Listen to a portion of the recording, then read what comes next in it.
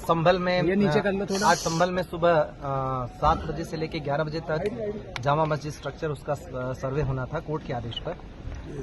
Court ने आदेश पर जो सर्वे यहाँ आई भी थी एडवोकेट कमिश्नर के साथ, और उनके साथ पर्याप्त सुरक्षा बल भी था। जिलाधिकारी और पुलिस अधीक्षक भी साथ ही गए थे, और उन सब लोगों के साथ सर्वे करने जब टीम पहुंची, शुरुआत में सब कुछ ठीक था। लगभग 2 घंटे ठीक ठाक सर्वे हुआ, कोई दिक्कत नहीं थी। उसके बाद वहाँ पे उसी दौरान क्राउड इकट्ठी हो गई। शुरुआत में वो लोग कुछ नारे वारे लगाने लगे। उसके बाद थोड़ी देर बाद वहाँ पे पथराव शुरू हो गया। पुलिस ने उन लोगों को दूर किया, हालांकि वो मस्जिद परिसर तक नहीं जाने पाए थे। पुलिस ने उनको दूर किया, और उसके बाद जब सर्वे कंप्लीट हुआ 11 बजे के थोड़ा सा बाद जब टीम निकली सर्वे करने के बाद, तो उसके बाद उन्होंने खूब पथराव करना शुरू कर दिया। 2-3 तरफ से ग्रुप थे, एक जो सामने से था, एक दाएं तरफ से, एक बाईं तरफ से, वो लगातार पथराव कर रहे थे। पुलिस ने उसके लिए बल प्रयोग किया ताकि सुरक्षित रूप से टीम को निकाला जा सके, जो सर्वे की टीम है, और आंसू गैस के गोले भी छोड़े, जो प्लास्टिक बुलेट है उसका भी इस्तेमाल किया।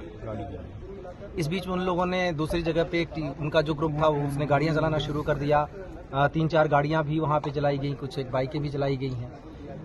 उन लोगों को हटाने के लिए भी पुलिस ने फोर्स का इस्तेमाल किया। इस बीच में 2 ग्रुप आमने सामने थे, तो 3 ग्रुप बल्कि वहां पे थे 3 तरफ से।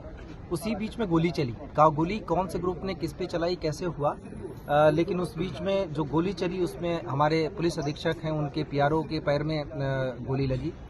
एक डिप्टी कलेक्टर का पैर फ्रैक्चर हो गया उसी हंगामे में। एक सीओ साहब के भी छर्रे लगे हैं, और करीब 15-20 जवान घायल हो गए हैं। एक कांस्टेबल के सिर में गंभीर चोट आई है। और इस गोलीबारी में जहां तक अभी तक कंफर्म हुआ उसके हिसाब से 3 लोगों की मृत्यु भी हुई है। उन 3 लोगों के नाम है नईम जो कोट करवी से है, बिलाल जो सराय तरीन से है, और नुमान जो हयात नगर सराय तरीन से है। इन तीनों लोगों के अब पोस्टमार्टम की हम तैयारी कर रहे हैं, और जो स्थिति है अभी वो फिलहाल कंट्रोल में है। बीच में जो वो ग्रुप था वो कुछ लोग घूम के चले गए दूसरी तरफ, नखासा की तरफ, और वहाँ पर मैं और डीआईजी साहब मौजूद थे। वहाँ पे भी पथराव किया गया। हम लोगों ने उस भीड़ को खदेड़ा। बाद में एसपी और डीएम साहब भी आ गए थे। उस पथराव घटना में हमारी कोशिश रही कि उनमें से कुछ को पकड़ा जाए, और पकड़ा भी गया। उनमें 2 महिलाएं भी पकड़ी गई जो छत पर से पथराव कर रही थी, और काफ़ी कुछ 5-6 लड़के भी पकड़े गए। अभी तक कुल मिला के जो अभी तक संख्या 15 लोगों के करीब डिटेन किया गया। उन लोगों से पूछताछ चल रही है। ये निश्चित रूप से एक उकसावे के अंदर की कार्रवाई है, जिसमें जानें भी गई हैं।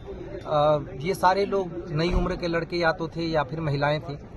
ये सारे लोग किसी न किसी उकसावे में आकर कर रहे थे, क्योंकि जो सर्वे का काम है वो कोर्ट के आदेश से पहली बात तो हो रहा है। दूसरी बात यह है कि सर्वे का काम पीसफुली चल रहा था, अभी तक कोई भी दिक्कत नहीं आई थी।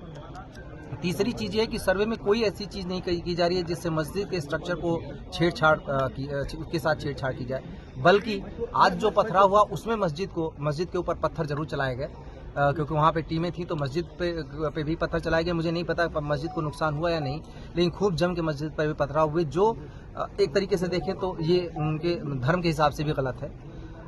सभी को समझाने का प्रयास किया जा रहा है। सभी जनप्रतिनिधियों से भी हम लोग बातचीत में हैं, और बाकी लोगों से भी बातचीत कर रहे हैं। अभी तक स्थिति नियंत्रण में है, पूरी तरह शांत है, और आगे स्थिति नियंत्रण में ही रहे, कोई दिक्कत न हो, इसके लिए अभी हम सभी ने रणनीति बनाई है। फोर्स पूरी तरह बाहर से भी बुला ली गई है, सभी जगह फोर्स मौजूद है, और हम किसी भी तरीके की घटना इस तरीके की अगर कोई करता है या उकसावे की जो कार्रवाई कर रहा है उसकी भी पहचान कर रहे हैं, और उसको भी हम जल्दी ही कानून के दायरे में। मैंने अभी आपको बताया कि जो एक एरिया था नखासा, जहाँ पे हम और मैं और डीआईजी साहब दोनों मौजूद थे, वहाँ पे भी हुआ, वहाँ पे खदेड़ दिया गया। वहाँ पे ऐसी कोई चीज़ तो नहीं आई कि कोई इंजरी ऐसी चीज़ हुई हमारे जवानों को ही जो पत्थर से लगा, लेकिन हमने कुछ लोगों को अरेस्ट किया। उसमें 2 महिलाएं भी थी जो छत पर से पत्थर चला रही थी, उनको भी अरेस्ट किया है, और हम उस पर आगे की कार्रवाई कर रहे हैं।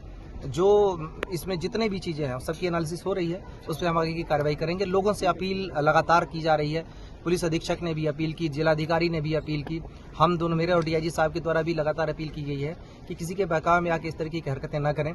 इससे जीवन को खतरा तो है ही है, शहर के अमन को भी खतरा है, और सबसे बड़ी बात है कि इसमें से कई लोगों का भविष्य बर्बाद हो जाएगा।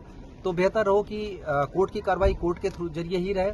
कोर्ट में अपनी बात सबको रखने का अधिकार है और मौका भी है।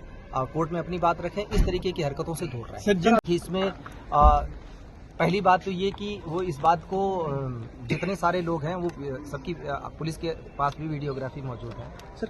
जितने सारे लोग वहाँ आए हैं उसमें पथराव करने आए थे। इसके बाद पहली बात जो ये अगर इस बात को अगर मानते हैं कि उनका बेटा पथराव करने गया था या कोई भी व्यक्ति वहाँ पथराव करने गया था, उसमें क्या अनटुवर्ड्स इंसिडेंट होते हैं, ये पहली बात को जिम्मेदारी उनको लेनी चाहिए। क्या वजह थी जिसके लिए पथराव करने की आवश्यकता थी, कौन सी आपदा आन पड़ी थी, किसको किसने क्या किया या पुलिस प्रशासन ने क्या किया, पहले तो उनको ये देखने की जरूरत है। पथराव करने गए क्यों, एक। दूसरी बात यह है कि किसी ने कोई चीज नहीं देखा, साक्ष्य होंगे तो हमारे पास आएंगे, उन साक्ष्यों के आधार पर हम कार्रवाई करेंगे। मैंने जैसा आपको बताया कि 3 पक्ष आमने सामने थे, उन्होंने एक दूसरे के ऊपर क्या किया, उसमें फायरिंग हुई। अगर फायरिंग में कोई भी चीज ऐसी होती है कि पुलिस अपने पैर में गोली नहीं मार लेगी, ये सोचने की बात है।